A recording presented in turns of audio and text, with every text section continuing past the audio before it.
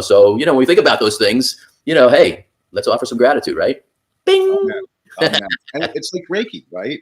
It's energy transfer. You're putting positive energy into that food. And let's face it, food is medicine. Yes. Like, we don't need pharmaceuticals. That's all a big shit show lie. We don't need those. Those were forced upon us by the wealthy elites to control us even further. True. But let's be clear about that. I agree with you because, Native Americans and other indigenous cultures, if you know the plants and the roots, you don't need medicine. Right. Like pharmaceuticals. But most of us don't know that or have resources or the opportunity to go to our local, shaman or Native American or indigenous person and say, hey, man, I have this ailment. So sometimes, unfortunately, there are pharmaceutical things that can help to cure or ease our pain when we can't get the natural stuff. I don't know if you agree with that, but I do think. Not cure. Treat the symptoms. They'll never cure a fucking thing. They will just treat the symptoms. And I agree with you. Access has been denied.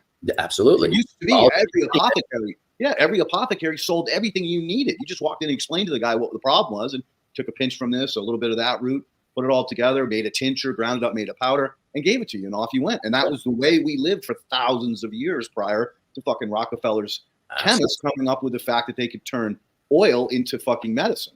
Well, yeah, and look at ayahuasca, psilocybin, mushrooms, all of the things that are naturally occurring, in our forests, in our natural world, that there's absolutely scientific proof how it's helped like almost every ailment, from even alcoholism to cancer to, dementia to, like, the list goes on and on and on. I mean, there have been legit studies that prove that these medicines, when used in the correct way, there's no pharma drugs that can compare, but of course, powers that be don't want that stuff out because they're not making money. And the reality is that they're the biggest pharma, companies are one of the biggest lobbyists. So they're making decisions on how we live our lives and what's available and what's not. And this is not my opinion. This is fact.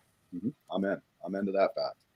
And so, that being said, let's kind of reel it back in a little bit. But when you start to take into consideration or put into practice some of these simple things like gratitude, respect for your food, you're starting to shift more toward a positive being.